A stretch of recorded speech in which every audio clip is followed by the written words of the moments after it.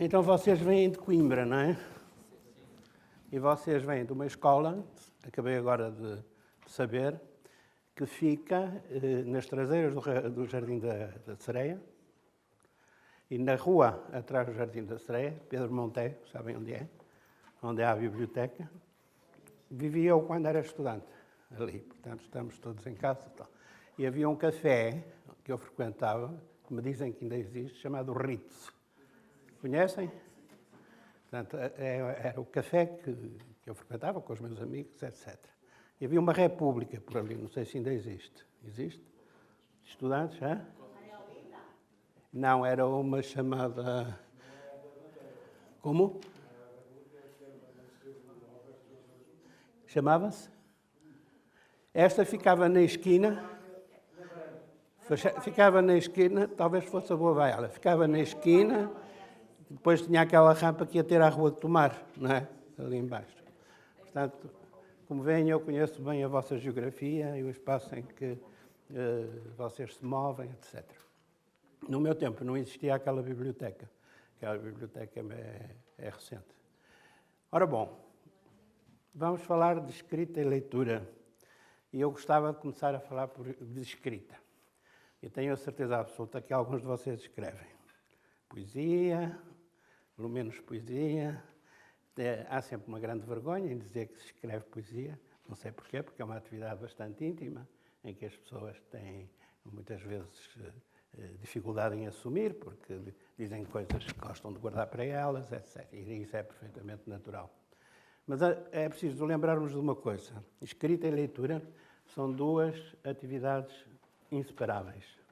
E nunca se esqueçam disto. Quando se lê um livro, reescreve-se o livro. Porque cada um de nós faz uma leitura diferente. E ao fazer essa leitura diferente, estamos a escrever novamente aquele livro. Por isso é que a leitura é fascinante, não é? Porque cada um de nós põe lá aquilo que quiser. Eu dei aulas durante muitos anos numa escola, no Porto, na Escola Superior de Jornalismo, dava aulas de cultura portuguesa e verificava que muitos dos estudantes vinham do secundário sem grande gosto pela leitura. E cheguei à conclusão que isto resultava de duas coisas. Tinham muita dificuldade em situar as ações dos romances, por exemplo, dos maias, que na altura eram obrigatórios, maias dessa de Queiroz, não conseguiam situá-la no espaço e no tempo. E, portanto, não viam as figuras vestidas à época, nem viam a atmosfera da época, faziam uma leitura como se aquelas figuras fossem atuais, estivessem num meio que fosse o nosso, num meio físico igual ao nosso, e tivessem uma sensibilidade, ideias iguais às nossas. Portanto, falhava completamente a leitura. E isso é uma das outras grandes vantagens, ou se quiserem, das outras maravilhas da leitura. A leitura projeta-nos para fora do nosso espaço e projeta-nos para fora do nosso tempo. Por isso é que é importante a concentração para ler. E isso é uma das grandes dificuldades que enfrentam as pessoas que não gostam muito de ler. Não conseguem concentrar-se naquilo que leem. E aqui levanta-se um outro problema, que é o problema da leitura, do ritmo da leitura. Eu estimulava sempre os meus estudantes a fazerem leituras em voz alta. Mesmo em casa, quando não é preciso aos berros, podem isolar-se no vosso quarto e fazer uma leitura em voz alta.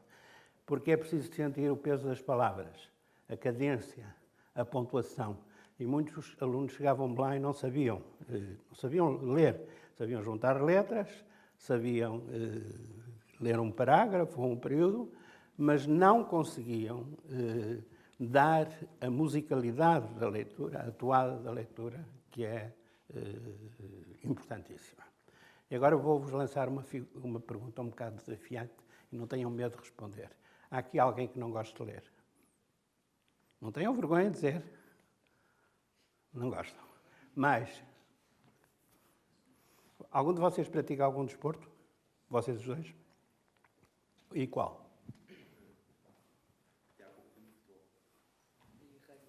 Pronto, portanto, vocês são muito mais voltados para a atividade, não é? Física do que propriamente para aquilo que vocês julgam que é a passividade de ler, não é? Ler é uma coisa um bocado enfadonha, porque as pessoas estão passivas, não é? Ou aparentemente passivas, lá no seu cantinho, é como se não fizessem nada.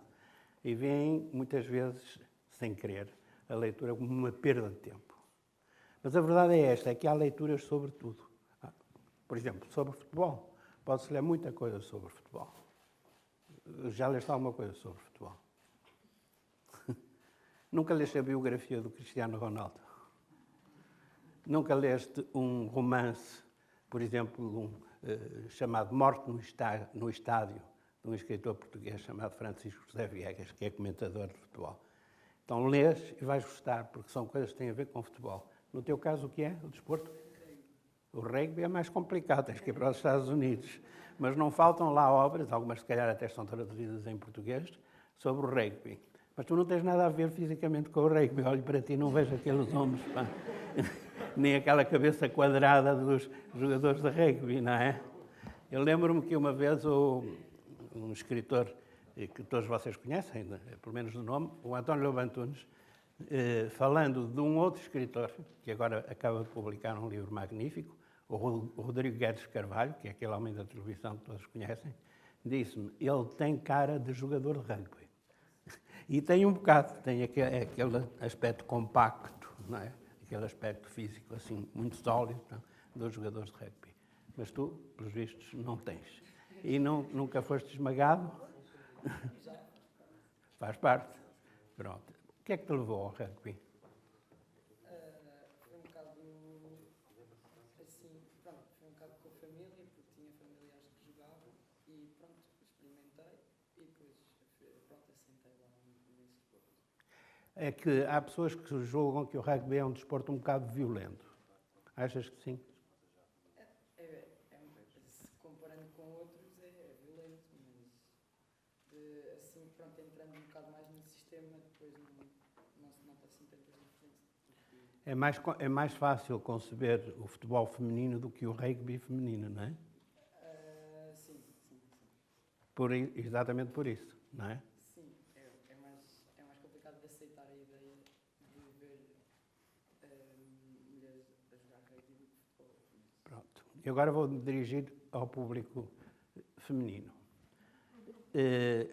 Nenhuma de vocês, em princípio, agora já não acontece tanto isso, mas as raparigas muitas vezes são um pouco mais introvertidas, mais acanhadas. Há alguma de vocês que não goste de ler? Não, todas gostam. E o quê? Poesia? Romance? Antigamente receitas de culinária, vocês agora se calhar já não leem, hein? Ou leem? Ainda leem? Hein? Uma receita de culinária pode ser uma coisa muito bem escrita e pode ser muito mal escrita, não é? Mas se vocês gostam de cozinhar e de trocar receitas, e isto aplica-se também aos rapazes, troquem receitas engraçadas, em que façam referência aos ingredientes, às preparações, de uma maneira que seja divertida, que seja engraçada. Isso é uma forma também de criatividade. Normalmente associa-se o feminino à ideia da poesia, e sobretudo da poesia lírica. Muitas de vocês têm namorado, não é? É óbvio que têm, não é? E nunca mandam uns versinhos, uns poemazinhos ao namorado. Porquê? Têm medo que ele se ria? Ou faça troça? É? Porquê é que há esta vergonha, às vezes, de escrever e de escrever aquilo que nós sentimos? O que é que vocês acham? Isto é para todos. Porquê é que nós às vezes dizemos assim, eu escrevo, mas é só para mim? Há muita gente que diz assim, eu escrevo, mas escrevo só para mim, não quero que os outros vejam. Porquê? Ora, pensem um bocadinho. Qual é a vossa opinião? E para trás. Porquê é que há essa... Diga. Por um lado é deixar os outros entrar na nossa intimidade, não é? Depois também há a parte da língua que nós utilizamos, medo de dar erros português, daquilo não estar absolutamente perfeito. E há uma coisa que eu vos quero dizer desde já. Não há escritas perfeitas. Não há escritores perfeitos. todas as escritas têm fragilidades, têm deficiências. Portanto, isso é um complexo que deve ser imediatamente vencido. É andar em frente, escrever o melhor possível, com o máximo de cuidado e de rigor, mas sem ter a preocupação de escrever perfeito, porque o perfeito não existe neste mundo, nem na escrita, nem na pintura, nem na música, nem em parte nenhuma, nem no desporto, não é? Por isso é que se perde e se ganham. Umas vezes perde-se, outras ganham-se. Portanto, é isso. Não tenham qualquer reserva em escrever e não se escondam dessa atividade, porque é uma atividade tão digna e tão legítima como qualquer outra. Ora bom, queria também falar-vos do seguinte. Queria falar-vos precisamente da língua em que se escreve. A língua em que se escreve, em princípio, vocês escrevem todos em português. Há algum que domine outra língua, que seja bilíngue, francês ou alemão? Nenhum de vocês? Hã? Porque às vezes há alguns que tiveram uma permanência fora, não é? E que regressaram com essa aprendizagem de uma outra língua. Mas vocês só falam o português, não é? Mas têm ouvido falar das outras línguas, do espanhol, do inglês, e leem se calhar alguma coisa em inglês, etc.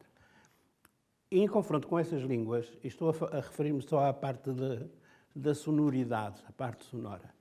O que é que acham do português? Como é que vos parece o português? Uma língua bonita, feia, interessante? O que é que vocês acham? Digam lá. Porquê? Sim, mas nem sempre tudo aquilo que é nosso é bonito, não é? Também há pessoas da nossa família que são muito bonitas por dentro para nós, mas que reconhecemos que não são propriamente um padrão de beleza, não é? E então, olha, uma das críticas que habitualmente se faz à língua portuguesa, pessoas que não conhecem a língua, é que só ouvem falar. Há muita gente que diz que o português tem uma sonoridade parecida, por exemplo, com o russo, não é? Alguns estrangeiros dizem com o russo. E aquilo que é mais censurado no português, que custa mais a um estrangeiro assimilar, são aquilo que é representado pelo tio, não é?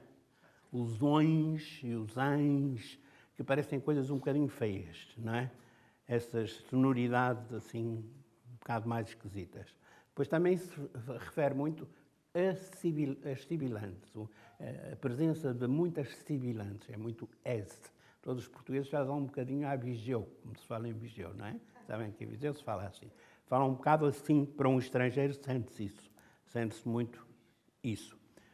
Mas isso é também o que a língua tem de cantante, que a língua tem de musical. Um poeta português, relativamente recente, mas já morto, chamado Eugênio de Andrade. Alguém já ouviu falar neste nome? É que os nomes agora caem rapidamente em desmemória, não é? Mal os autores fecham os olhos e as gerações mais novas nunca ouviram falar no Eugênio de Andrade. Cardoso Pires, diz-vos alguma coisa? Nada. Virgílio Ferreira, diz-vos alguma coisa? Esse um bocadinho, não é? Mais aqueles que têm em casa livros desses autores e tal. Porque a tendência é no sentido de rasurar rapidamente esses nomes, que, no entanto, há muito pouco tempo eram nomes importantíssimos. Mas hoje em Andrade diz, a propósito da língua portuguesa, que a língua portuguesa tem um som de vime. Vocês sabem o que é um vime? É uma varinha, um chicotezinho, não é? Que vem de uma planta, não é?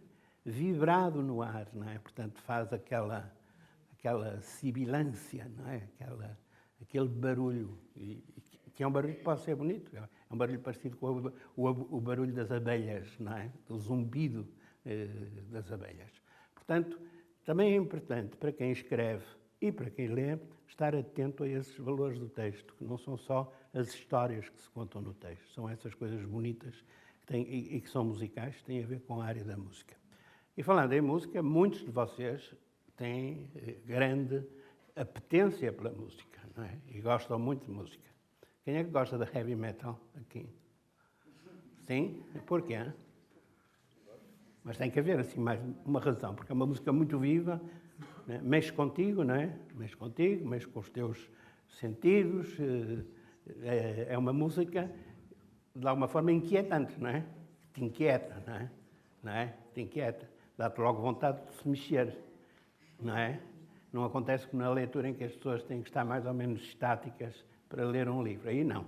Aí apetece mexer, dar voltas, circular, dançar, fazer essas coisas todas. Mas mesmo nessa área, na área do heavy metal, há livros sobre isso. Há romances sobre bandas. Há biografias dos grandes autores do heavy metal. Vocês nunca são tentados a ler isso, pois não? Diz uma figura importante, não do heavy metal, mas, enfim, uma figura da música, da área da música pop que te interessa. Uma só. Pronto. É o Freddie Mercury, que tu disseste, porque há biografias notáveis do Freddie Mercury. Procura uma. É muito simples encontrar isso. Vocês vão à net e procuram nos livros Freddie Mercury, biografia, e vão encontrar, por exemplo, na Amazon. Se tiverem a possibilidade, e se não tiverem imediatamente, podem vir a ter, juntando uns tostõezinhos, mandam vir aquilo pelo correio, 3, 4 dias já têm a biografia do Freddie Mercury. Provavelmente em inglês, não sei se existe alguma tradução portuguesa, mas vocês dominam mais ou menos a língua inglesa. Conseguem falar e ler mais ou menos um livro em inglês. Pronto. Então, pensando só nos autores portugueses históricos, naqueles que fizeram a nossa história da literatura, os grandes, não é? Vocês acham que são figuras um bocado assustadoras, não é? Por exemplo, o Camões. Que ideia fazem do Camões? O Camões, a primeira ideia que vocês fazem é que ele não tinha um olho, não é? Normalmente as pessoas pensam nisso. No outro dia, ontem um amigo meu, que tem um filho com 3 anos, contou-me uma história muito engraçada sobre o Camões. Ele estava a folhear um livro com o filho e aparecia lá a imagem do Camões. Já aconteceu há algum tempo, então, um desenho com um retrato, que era o retrato do Camões. E ele disse, olha, este é o Camões, era um grande poeta. Tal. Para uma criança de 3 anos e meio, isto não significa muito pouco. E passados uns dias, o miúdo foi com o livro, foi ter com o pai, e disse, pai, mostra-me o retrato daquele pirata. O pirata era o Camões, que tinha um olho tapado com uma venda. Bom, toda a gente julga que o Camões é uma figura de bronze, não é? Quando se pensa nele, pensa-se numa estátua, não se pensa num homem. Bom, ele era um homem a sério, carne e osso, e era também um homem muito mal comportado. Tão mal comportado, não estou a falar na literatura, estou a falar fora da literatura. Tão mal comportado, foi degradado, não é? Foi posto fora do país, mais do que uma vez, teve vários processos, foi durante um tempo proibido de regressar à pátria e quando regressou foi mal recebido e acabou por morrer, como sabem, na miséria. Portanto, ele era uma pessoa de carne e osso, não era propriamente um anjo, nem era uma estátua de bronze, era uma pessoa de carne e osso. Quando vos contarem a história de Camões, procurem saber os podres do Camões, o que é que ele tinha de podre, porque isso vai tornar-vos o Camões muitíssimo mais humano do que aquilo que ele era, não é? Por exemplo, o Fernando Pessoa. O Fernando Pessoa parecia, era um betinho, não é? Vocês olhavam hoje para o Fernando Pessoa, era um betinho. Fumava muito, andava pelos cafés, mas também ele transgredia, não é? Por exemplo, transgredia na bebida, bebia demais. Não é? Todas as pessoas têm as suas fragilidades e é importante que essas fragilidades nos ajudem a compreender os génios, porque os génios têm tantas ou mais fragilidades do que os outros. Não se assustem com as ideias do Camões, do Eça de Queiroz ou de qualquer outra figura que vos apareça sempre. São sempre pessoas com bigodes, não é? Aqueles lá mais para trás têm sempre bigodes, ou umas barbas complicadas, mais ou menos como a minha, e, portanto, isso às vezes assusta. Mas não há qualquer razão para isso. Mas aí, volto à pergunta inicial, quem é que escreve aqui? Agora já aqueceram um bocadinho, quem é que tem coragem de dizer? Eu escrevo. Vá lá. Estou? Do lado? Então digam. Estou a ver aqui o jogador de rugby é o que escreve. Não é? E fora disso, nunca escreves nada? Cartas, não escreves? Bom, escreves coisas no mail, tens acesso a mail, não é? Estás no Facebook e não escreves aí nesses suportes, não mandas mensagens para o Facebook. Mas isso é escrever. E aí o que é que escreves? Não escreves no telemóvel, não estou a pedir para me dizeres coisas que são lá da tua intimidade. Escreves coisas o quê? Por exemplo, um comentário a um jogo de futebol. Pode ser, sim. Mais? Sim, comentários a publicações que estão... A coisas que estão a acontecer naquele momento. Por exemplo, eu estou no Facebook. Muitos de vocês estão no Facebook. Nos últimos 2 ou 3 dias, o Facebook tem estado cheio, todo ele, é por levas que estas coisas acontecem. Tem estado cheio de opiniões muito diversificadas, não é? Sobre a questão da eutanásia. Vocês têm ideia do que é essa questão, não é? Da eutanásia. Nunca leram nada sobre isso? Já, inclusive, estivemos a falar disso antes de entrar. Ah, sim? E leram algum livro sobre isso? Livros especificados sobre esse tema? Não. Acham que seria interessante fazer uma leitura nessa área? Então procurem. Há muita coisa. Há romances. Há uma coisa que vocês podem ler. Há um depoimento que é doloroso, não é? De um homem, um galego, não é? Que foi um dos pioneiros aqui na Península, não é? Enfim, dessa bandeira da eutanásia, etc., que estava imobilizado numa cama há anos e anos e que pediu para acabarem com a vida dele. Não vos vou dizer qual foi o desfecho desse pedido, em que é que isso deu, mas há um livro que ele publicou. E até houve muitas pessoas que na altura disseram isto. Este homem realmente não está num sofrimento tão grande que se justifique a eutanásia por uma razão muito simples. Ele ainda escreve um livro. E o escrever um livro prova que ainda há, digamos, ainda há potencialidades naquele homem e vontade de passar uma mensagem, não é, aos outros, e é disso que se trata quando se escrevem livros, que realmente tem que ser valorizada. E será talvez triste liquidarmos isso. Esta era uma das pessoas que achavam que a eutanásia não era adequada àquela situação. Ok? Os romances policiais também não vos interessam muito, pois não? Não? Ficção científica? Um bocadinho? Mais? Jogos de computador, quem faz? Hã? Muitos? São mais os rapazes que as raparigas a jogar com... Vocês também? Não? Porquê? Nenhuma das meninas fala nisso. Porquê? Não fazem?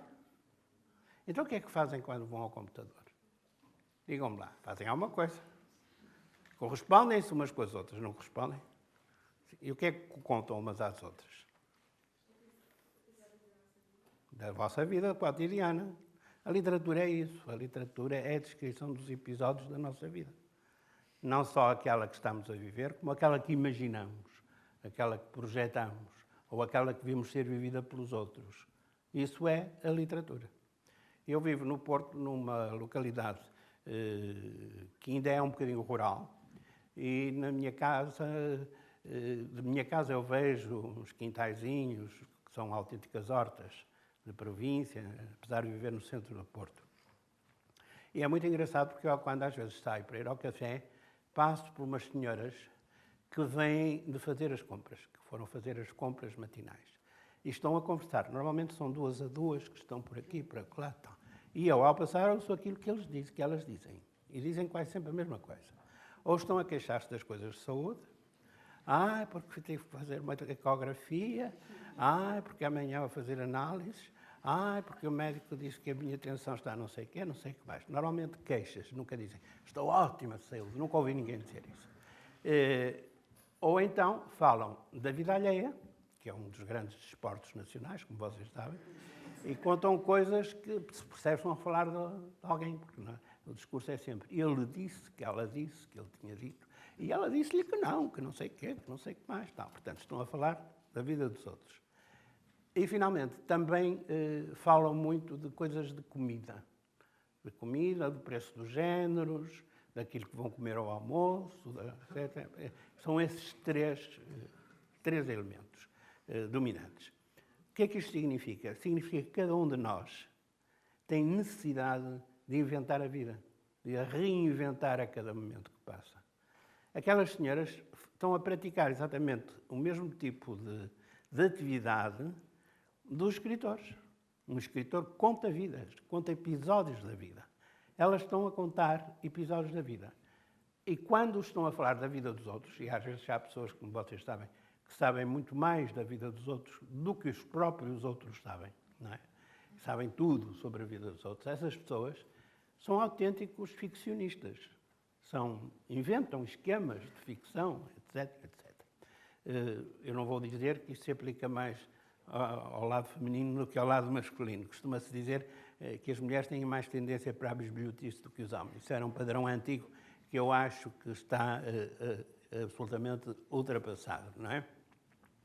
Mas o que é que vocês pensam disso? Não é? O que é que vocês pensam dessa necessidade, que provavelmente sentirão, de inventar a vida dos outros para, de alguma forma, compensar o tédio da vossa vida? É um bocado isso, não é? É? E porquê é que se faz isso? Tu falas da vida dos outros? Não, de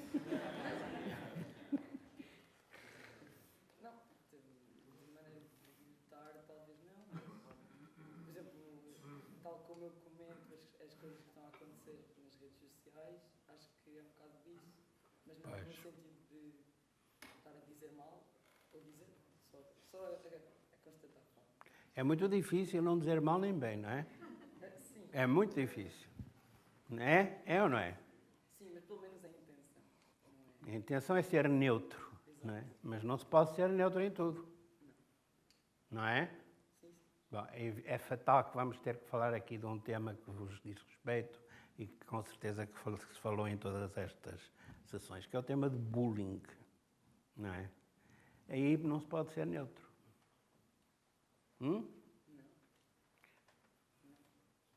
Eu não vos vou perguntar se algum de vocês sofreu de bullying, porque isso seria uma pergunta indelicada e estúpida, mas vou-vos perguntar se conhecem alguém que tenha sofrido de bullying. Ninguém conhece? Não? Conheces? Tu conheces? Alguém? Isso não dava para contar uma história? Então escreve um conto sobre isso. Não é? E era uma história interessante. Queres contar-nos isso? Sim, por alto. Não precisas contar a história toda com princípio, meio e fim. Era uma vez um menino que andava na escola, não é preciso. Faz aquilo que se chama uma sinopse, uma súmula. Portanto, era um rapaz ou uma rapariga vítima de bullying. E porquê? Ora, diz. Porque era diferente. Em que é? No aspecto físico. Sim. Tinha uma incapacidade. E Tinha uma capacidade mais elevada? Não, tinha uma incapacidade. Incapacidade física?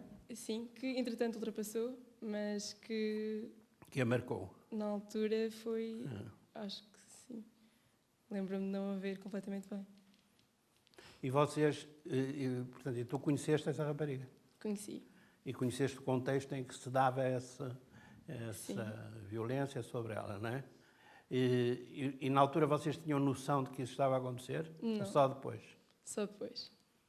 E como é? Foi ela que denunciou? Foi ela que depois, quando já se sentia confortável com a situação, que teve coragem de dizer que na altura não... Pronto. Não a tratavam como deviam tratar. E que isso tinha afetado bastante?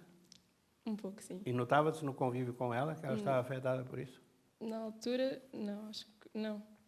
Ela isolava-se um bocadinho, mas não se notava. Então, estás a ver aqui uma quantidade de questões que poderiam dar pano para mangas, para uma escrita sobre esse episódio. Eu acho que eu tenho a ideia de que todos nós, de uma maneira ou de outra, sofremos de bullying, não é? E muitas vezes nem sequer na altura dávamos conta disso, mas agora olhando retrospectivamente verificamos que se tratava disso, não é? Muitas vezes aquilo que se chamava gozar, não é? Tu só queres gozar comigo, ou aqui no Sul mais, reinar comigo, tu queres reinar comigo, ou tu estás a reinar comigo, essas coisas todas. O que é isso? Muitas vezes eram formas disfarçadas, mais ou menos graves, do tal bullying. E aqui tem uma matéria que daria para escrita. E se fecharmos agora, pelo menos transitoriamente, esse dossiê da escrita e falarmos só de leitura, na literatura encontram imensas situações de bullying em todas as épocas, em todos os tempos. Por exemplo, nos próprios Maias, nunca ninguém leu os Maias, não é? Hã? É para o ano. Nos Maias há um pobre de um desgraçado, que é um personagem que não é simpático, que é o Eusébiozinho, que é exatamente um totó, não é? É um totó de quem toda a gente faz troça, etc.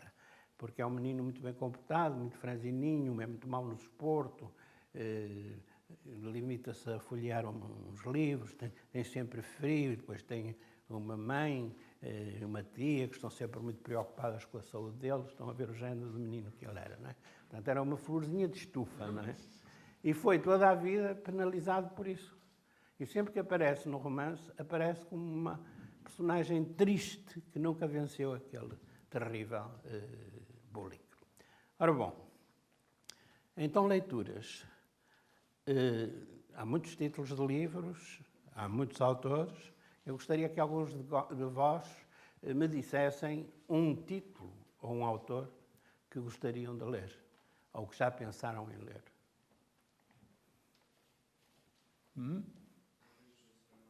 Como? Gostavas de ler? José Saramago?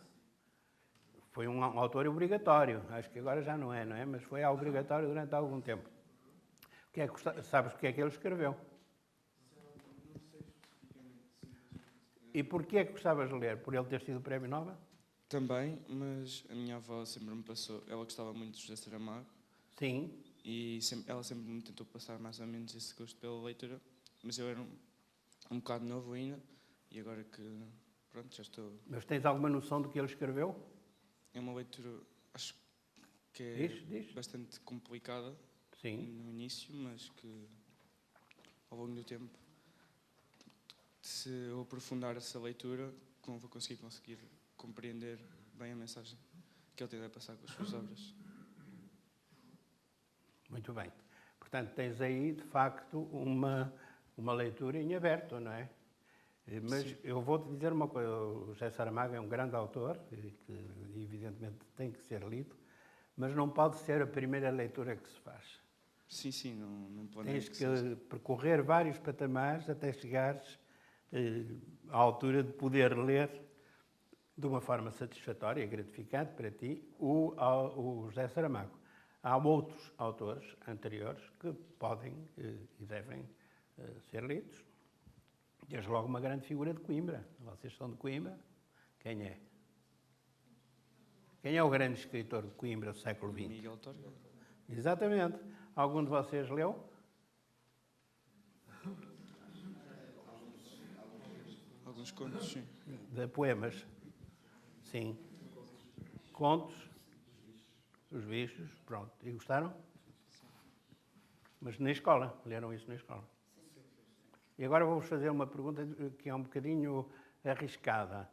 Os vossos professores de português eram pessoas interessantes, que vos entusiasmavam a ler? Digam a verdade. Uns eram, outros não. Como sempre acontece, não é? E eles próprios liam. Isso é que era o grande mistério que envolve os professores de língua e literatura, é saber se eles leem ou não.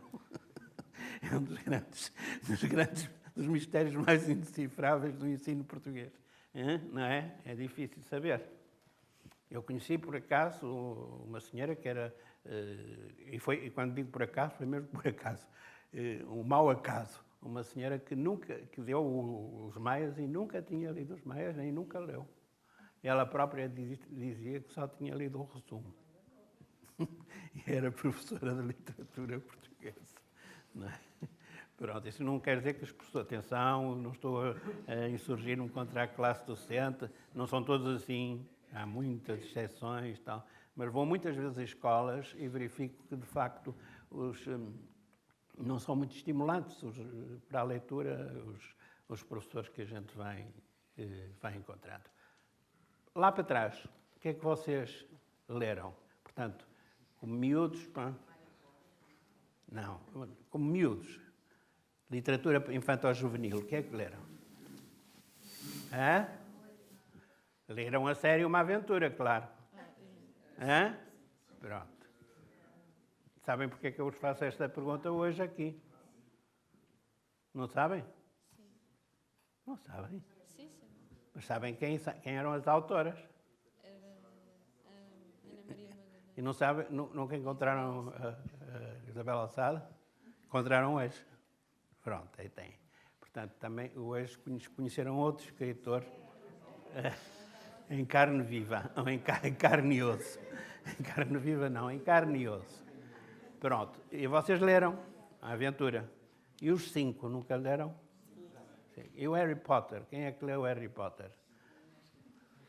Eu vi o Sr. Presidente na Feira do Livro, perguntaram a um jovem, que era uma criança ainda, se ele já tinha lido o Harry Potter. E ele disse redondamente que não. E eu disse, pronto, mas perguntou-lhe a idade e compreendia-se que naquela idade, que eram 9 anos, creio eu, que não tivesse ainda lido o Harry Potter. Portanto, quem leu e gostou, que levante o braço. Quem leu e não gostou, digam a verdade. É. Quem leu e não gostou, não querem levantar o braço? Então levanto eu. E eu li e confesso que não gostei muito. E tinha todas as razões para gostar, porque aquele universo interessa-me muito, aquele universo saxónico e que tem a ver com, enfim, com a inscrição gótica e celta, tudo aquilo é muito interessante. Mas às vezes peca por ser um bocado rápido, a narração rápida demais, e eu tenho dificuldade em acompanhar. Se tivesse 13 anos, 12 ou 13 anos, provavelmente gostaria. Mas agora não gosto tanto, olhando assim retrospectivamente.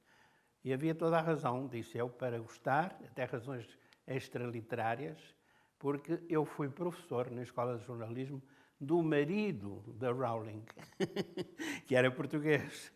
O primeiro marido da Rowling foi meu aluno na Escola Superior de Jornalismo do Porto.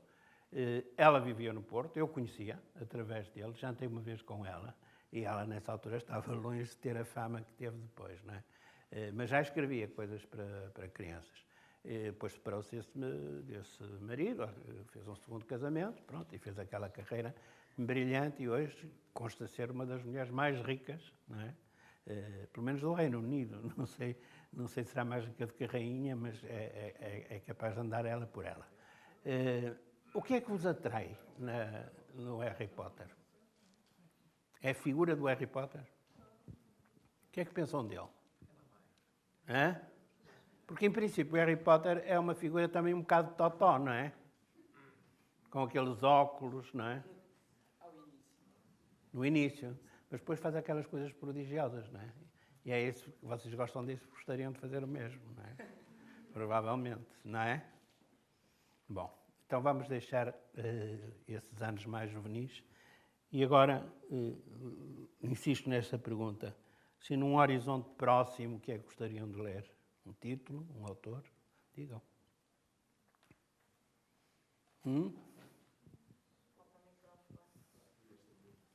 Quem quer dizer? Ora, aí está. Eu gostaria de ler um escritor que adoro muito, que é o Dan Brown, o Código da Vinci. Muito bem, sim senhor. Sabes de que é que trata? Sim. Ora diz. Trata-se da Maria Madalena, a última descendente, e sobre a última descendente de Jesus Cristo. Muito bem. E o que é que diz? Foi um livro considerado muito palpitante na altura em que saiu, não é? E até um pouco escandaloso. Porquê? Por causa da Igreja. Exatamente. E o que está por trás da Igreja e isso tudo. Muito bem. Então, porquê é que ainda não leste? A minha mãe comprou, mas emprestou à amiga dela que nunca mais viu. nunca mais foi entregue. Então tens que falar com a amiga da tua mãe e pedir para devolver rapidamente o livro, não é? Agora talvez não seja boa altura, porque vocês estão em vésperas de exames, não é? Mas um bocadinho mais para a frente, peçam isso, não é? E o que é que te parece? Achas que essa história é uma história verídica? Eu sim, acho que tem muitos pormenores que explica somente os pormenores por trás da Mona Lisa e Isaac Newton, Leonardo da Vinci e tudo. E também eu tenho lido outras obras do mesmo autor que espanta-me como é que ele conseguiu retratar tudo e não foi tipo... Diz. Como é que ele conseguiu ter uma inspiração e mentalidade para escrever aquelas obras todas? Muito bem. Ora bom, algum de vocês já viu o retrato do Leonardo da Vinci, a Mona Lisa, Gioconda?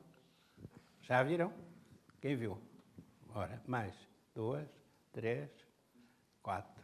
E quando viram, acharam que era uma obra-prima da pintura? O que é que vos pareceu? Primeiro, para chegar lá é difícil, porque há sempre uma multidão, não é? A ver, portanto, quando lá chegaram e viram, disseram assim, isto é realmente uma obra-prima da pintura ou é uma obra que está exageradamente divulgada ou exageradamente promovida e é tão bom ou tão mau como qualquer outro quadro? Ora diz. Como apreciadora de arte, eu considerei esse retrato único e especial, porque realmente tem algo que há muita gente que tenta desvendar, os olhos, a posição, mas quando cheguei lá ao Louvre não me espantou necessariamente, porque achei um bocado pequena, pensava que era maior, assim, uma obra mais grandiosa. E acho que sim, é bastante divulgada, bastante conhecida, mas acho que há outros pintores que não são tão divulgados, nem tão falados, que conseguem fazer obras igualmente valiosas e únicas. Uma das coisas que se costuma dizer sobre a Mona Lisa é que aquela senhora que lá está representada tem um sorriso enigmático. Como é que tu interpretas aquele sorriso que era ele para ti? Não sei Pode muito ser bem muitas explicar. coisas, não é? Sim, eu até nem sei se ela estará mesmo a sorrir, porque... Pode estar com dores de depende. barriga, não é? E Também. Mas vá. São expressões, depende do ângulo. Se estivermos num ângulo parece que ela está a sorrir, noutro ângulo parece que ela já está numa postura mais séria. É um retrato enigmático, não há maneira como explicar. É difícil pôr por palavras os sentimentos. Os outros que viram concordam?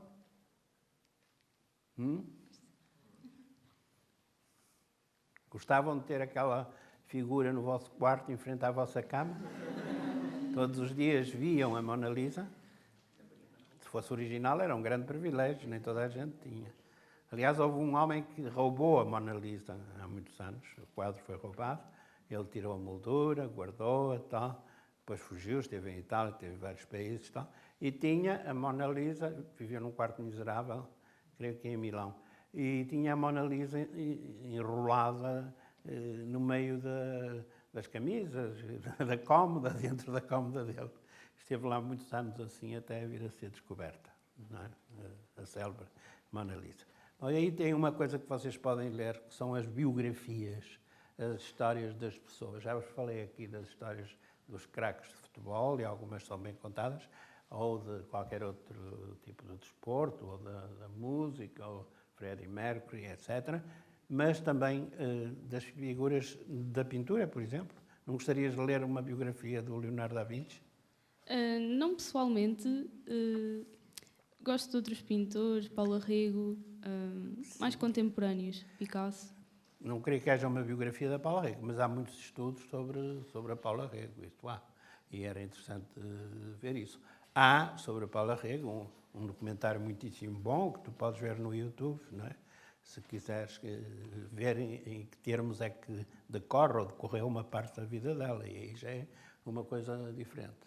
Mas pronto, a ideia que eu gostava que vocês retivessem quando saírem daqui é de que há leituras sobre tudo. Tudo é interessante. E que ler não é obrigatório, ninguém é obrigado a ler, seja o que for, Mas ler é uma coisa que que enriquece muito a vossa vida, mesmo quando vocês têm essa pulsão ativista dos desportos e por mais radicais que sejam, depois há um momento em que ler é uma outra forma de descobrir o mundo, que pode ser uma coisa extremamente exaltante, dá-nos essa viagem para fora do espaço e do tempo, que eu vos disse, estou a falar da literatura, que é importantíssima. E agora, querem perguntar-me alguma coisa? Hã? Estejam à vontade, não se preocupem. Como já referiu, estou em Coimbra, Direito, penso eu. Que experiências académicas é que mais se recorda e que mais guarda com carinho? Olha, eu estudei Direito. Eu estou agora em más condições para falar do curso de Direito por razões que vocês calculam, não é? Mas a verdade é que havia disciplinas no Direito que eu achava fascinantes. Havia uma disciplina particularmente que eu achava uma disciplina interessantíssima, que chamava-se Direito Internacional Privado, e que era uma disciplina que se prestava a muitos jogos de inteligência, de elaboração mental, etc. Mas havia outras que eram horríveis, não é?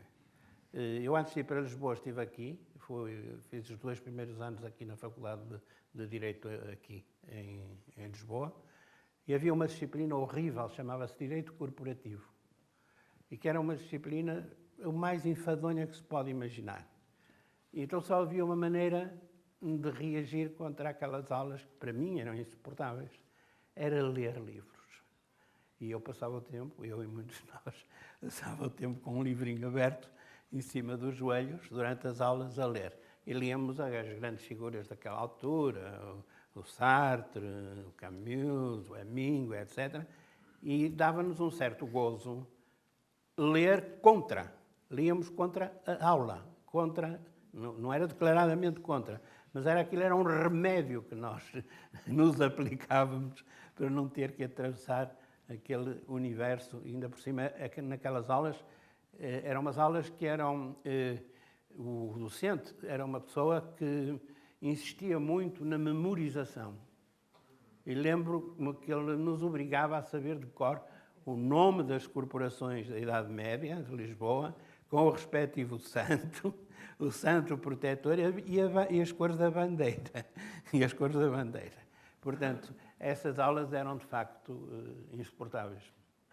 Eu nunca fui um apaixonado estudante de Direito, embora reconheça que o Direito pode ser uma disciplina, pode ser uma área de conhecimento tão importante como qualquer outra, mas a minha experiência de Direito foi mais uma experiência de alguém que passou o curso de Direito a ler outros livros que não os livros de Direito. Embora, claro, para fazer o curso, e filo, com uma nota até razoável, para isso era preciso também ler esses. Gostava também, por curiosidade, de saber o que gosta mais da nossa cidade. De Coimbra? Sim. Gosto de toda a cidade. Só há uma coisa que eu não gosto. Não gosto daquela pascacice dos fins de semana de Coimbra. É a cidade mais letárgica, mais triste que se pode imaginar ao sábado e ao domingo. Não está ninguém, vai tudo para fora. É uma cidade que tem uma vida cultural muito reduzida. Eu acho que devia ter mais. Quando eu estava em Coimbra, havia 2 companhias de teatro, o CITAC e o TEUC, que tinham uma atividade constante e que representaram grandes autores. Era dirigida por um professor da Faculdade de Letras, que era o professor Paulo Quintela, que era professor da área de germanística, que era um homem muito inteligente, com muito mau feitio, e que obrigava os atores a terem um comportamento tão rigoroso como obrigava os alunos, não é? Das suas aulas e das disciplinas que dava. E aí o teatro atingiu realmente em Coimbra uma dimensão grande, inclusivamente grandes encenadores de reputação internacional. Estou a lembrar-me de um homem chamado Vítor Garcia, não é? Que veio lá dos países da Argentina, não é? E que veio de propósito para dirigir uma dessas 2 companhias. Depois havia grandes ciclos de cinema, normalmente de caráter temático. Havia uma área que era desprezada, que era a área da música, eu acho que continua a ser um bocado, e de outras atividades. Portanto, o que acontecia era que as grandes companhias de bailado, de ópera, ou as grandes orquestras não iam a Coimbra, não é? Iam às vezes ao Porto, agora nem ao Porto, muitas vezes, agora nem ao Porto vão pequenos conjuntos, mas uma orquestra completa já há muito tempo que não acontece isso. E não havia ópera, não havia essas coisas todas que há na capital, não é? Mas tinha uma vida um bocado soturna nesse aspecto, apesar de ter esses lampejos interessantes na área de teatro. E tinha uma coisa horrorosa, que continua a ser medonha, que era a Praxe de Coimbra, não é?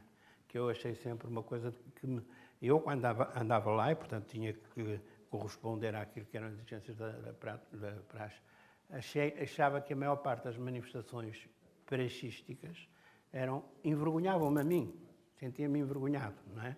Quando via a maneira como se tratavam os caloiros, que não tínhamos ilusões. Era igual ou pior à forma como se trata hoje. Mas Foi agora, sempre assim. Agora está um bocado atenuada. Agora talvez esteja atenuada, mas eu vi fotografias da queima das fitas do Porto e da forma como foram, uma deles até publiquei no Facebook, como foram tratados os caloiros, e também este ano na queima das fitas, houve uma figura que é uma figura de uma deputada que foi humilhada com uma imagem lá no cortejo académico. Portanto, essas coisas continuam e é preciso que acabem urgentemente. Não é? Acho que são resíduos de barbárie que devem ser ultrapassados.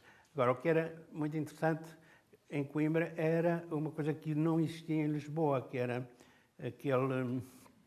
um certo clima não só de república, mas também de casa, que se chamava Casa de Malta, que eram casas que alugavam quartos a estudantes, e aí havia muitas vezes um coletivo de estudantes muito próximos, que se juntavam, que viviam, partilhavam o seu dia-a-dia, emprestavam apontamentos uns aos outros, entre eles circulavam os mesmos livros que estavam a ler, etc, etc. Eu tive a sorte, por exemplo, de ficar numa dessas casas com uma grande figura do direito português, do ensino do direito, que é o professor Joaquim Canutilho, que é, para além de ser que todos vocês conhecem de nome, ou pessoalmente, para além de ser um grande jurista, era um homem extraordinariamente culto, inteligente, com quem eu criei laços de amizade que duram até hoje e que inclusivamente foram cimentados na Guerra da África, na Guiné, que nós fizemos juntos. Mas... Muito obrigado.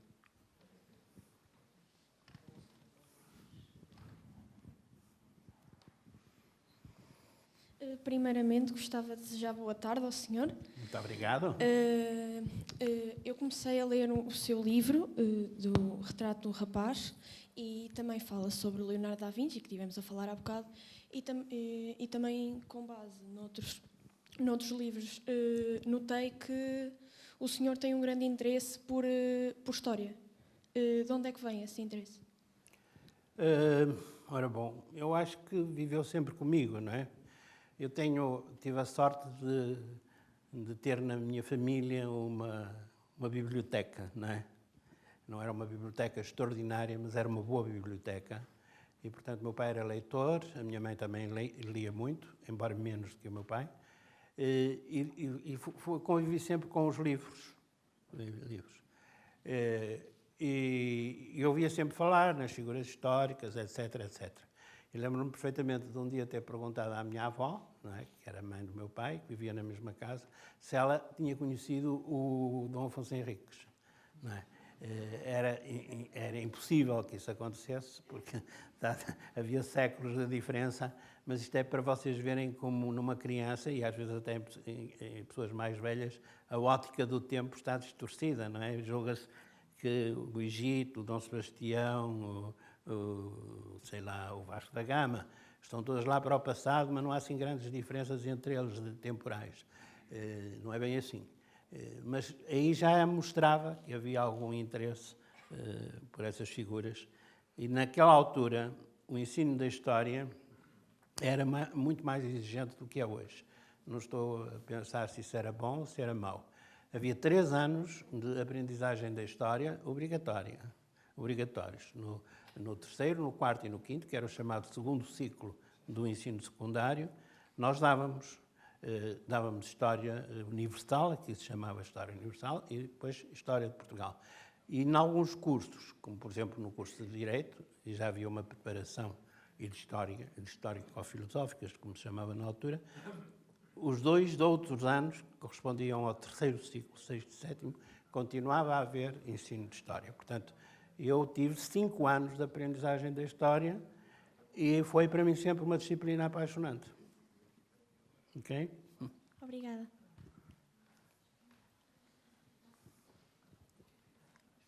Eu sou a Catarina e ando a acabar de ler este livro, Os Naufrágios de Camões, e pude reparar que o senhor escreve de acordo com o antigo acordo ortográfico. E queria perguntar se ainda o faz e porquê é que o faz. Sim, claro que ainda faço. Não, não mudo tão rapidamente de opinião. Primeiro porque me habituei a escrever dessa maneira e não me apetece mudar. Primeiro, depois porque discordo com muitas das opções do novo acordo. E finalmente até por isto, porque eu acho que há aspectos da língua portuguesa e da escrita da língua portuguesa que são muito mais importantes do que a ortografia. Por exemplo, a sintaxe, a formação das frases. Insiste-se muito pouco nisso, não é? Saber escrever uma frase de forma a que ela possa vazar o nosso pensamento, transmitir o nosso pensamento de uma forma transparente, límpida, etc. Isso é difícil, é muito difícil. É muito mais difícil do que ter que escolher entre escrever a ação com 2 Cs ou só com um C, não é? Portanto, acho que a sintaxe é muito mais importante que isso. E também acho, eu não me quero comparar em termos de qualidade e de grandeza a essas figuras, houve escritores portugueses que achavam que eles próprios tinham direito a escrever como quisessem. Não é? Um deles foi Jorge Sena, não é? Que escreveu sempre com uma ortografia que era só dele, ao atropelo da ortografia dominante na altura, e outra foi Sofia de Melo Brenner, não é? Aquilo que vocês leem hoje é uma adaptação à ortografia moderna, porque ela escreveu sempre a palavra dança, que se escreve com C de cedilha, por exemplo, ela escreveu sempre com um S, à francesa. E era implacável, não queria sair dali, queria continuar a escrever daquela maneira e fê-lo. Eu acho que isso que é um direito que as pessoas têm. Vocês não têm esse direito, porque ainda são muito novinhos para isso. Mas um dia que escrevam e que possam fazer essas escolhas, eu acho que têm direito a ter esse direito. Ok?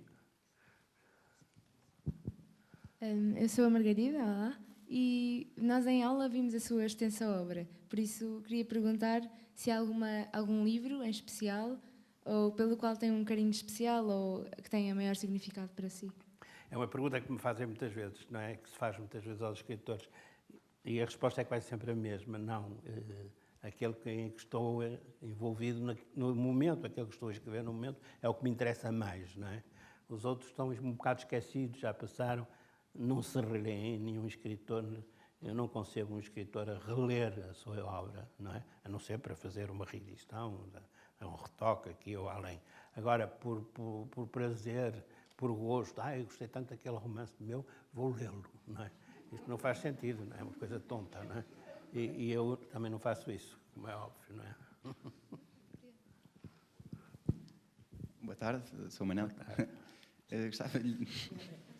Gostava de lhe perguntar quando e como é que surgiu o interesse pela escrita? Muito cedo.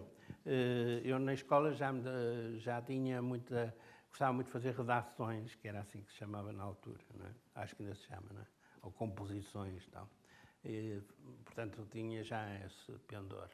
E depois aconteceu que, aí por volta dos 12, 13 anos, comecei a escrever, já com a noção de que estava a escrever e a guardar aquilo que escrevia, ou muito daquilo que escrevia, ou alguma coisa daquilo que escrevia, mas guardava. E comecei pela poesia, como quase sempre se começa, não é? Depois foi a partir daí. E tinha também a sorte de ter convívio com colegas do liceu tinham interesses idênticos a mim, não é? Com quem eu partilhava as minhas... a criação, aquilo que eu julgava que era a criação literária, mas ainda estava longe de ser isso, não é? E, portanto, isso também foi estimulante.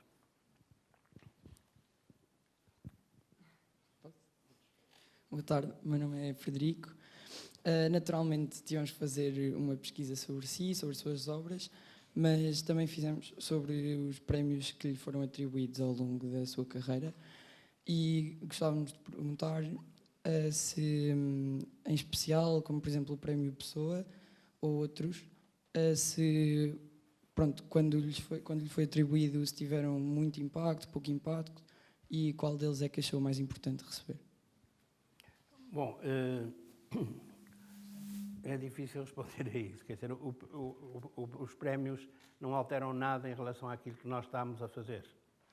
Não é por causa de um prémio que nós vamos deixar de escrever desta maneira para passar a escrever daquela, ou a relacionarmos com o mundo de uma maneira diferente do que aquela como já nos relacionávamos.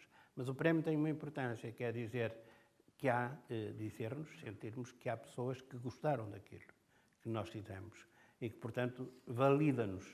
É uma espécie de certificado de que aquilo que estamos a fazer presta para alguma coisa. E isto é gratificante, é bom, mas é impensável um escritor, um ator, seja o que for, ter uma atividade para ganhar prémios. Quer dizer, eu agora vou fazer este filme, ou vou escrever este livro para ganhar um prémio. Isso é uma coisa também que não faz sentido nenhum. Os prémios acontecem e não são procurados, não é? Quando são procurados, quase certeza absoluta que nunca se encontram, não é? É isso que eu penso dos prémios. Boa tarde, sou o João e gostava de saber o porquê do pseudónimo Mário Cláudio. Também é outra das perguntas. Eu vou-te explicar, porque eu formei-me em Direito, como te disse, e o primeiro livro que eu publiquei foi uma coletâneazinha de poemas. Aliás, eu estava na Guiné e o livro saiu cá, foi o meu pai que acompanhou a edição e a impressão e essas coisas todas. E na altura parecia-me que, hoje já não pensaria assim, mas na altura parecia-me que era incompatível com o exercício do direito como advogado, portanto, que exigia uma certa responsabilidade de estar a escrever um livro com poemas líricos, não é? De maneira que escolhi aquele nome para me esconder um bocado.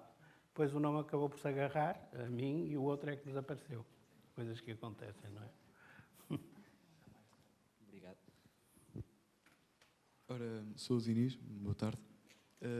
Já que estamos aqui no Palácio Belém, na presença do Sr. Presidente, gostaria de saber se fosse convidado a ser Presidente, quais é que serão as primeiras medidas a fazer?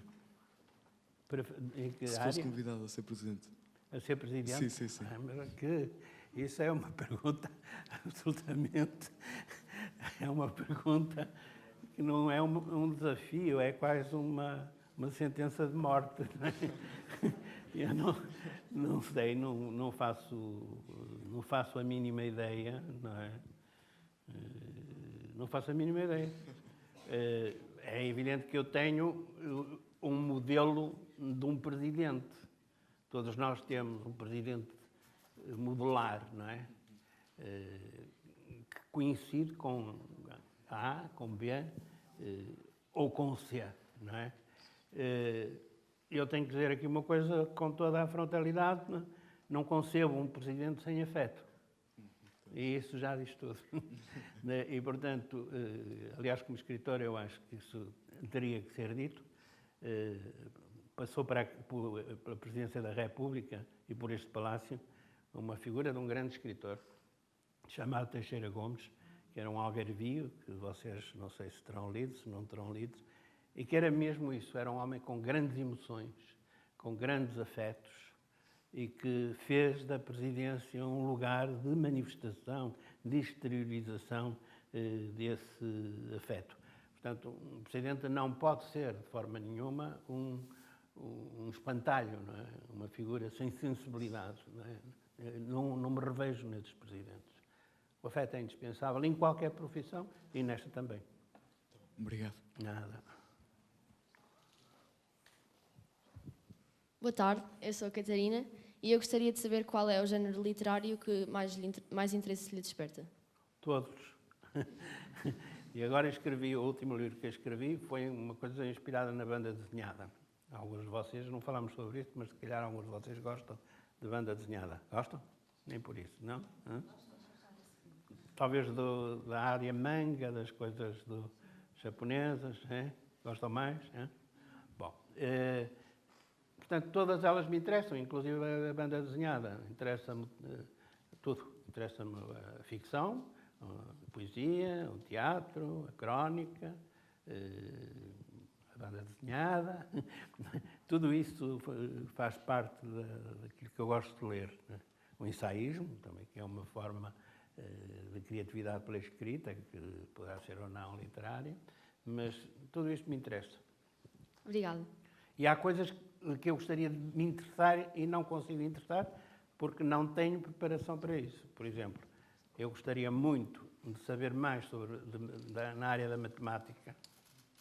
Ou há uma disciplina que é a astrofísica, que eu gostaria muito de conhecer melhor, mas só posso ficar por aquelas obras que são obras, digamos, introdutórias, didáticas, a um nível muito primário. Não posso ir mais longe porque não tenho conhecimentos para isso. Não é? E mais? Boa tarde, o meu nome é Inês e eu gostava de saber se tem alguma inspiração literária. Como? Se tem alguma inspiração literária.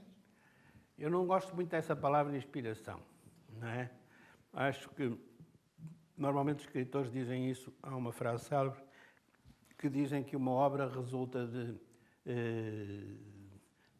20% de inspiração e 80% de transpiração. Portanto, tem que se transpirar, tem que se suar, tem que se trabalhar muito para conseguir.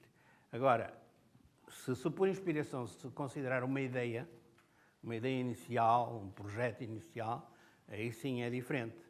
Agora, não concebo que alguém, um poeta, um prosador, vá assim, ali para cima da Serra de Sintra, olhe para os céus e diz, ninfa, não sei o quê, ou musa inspiradora, vem cá, diz-me o que é que agora vou escrever. Isso é impensável, não é? Isso não existe, nem nunca existiu, não é?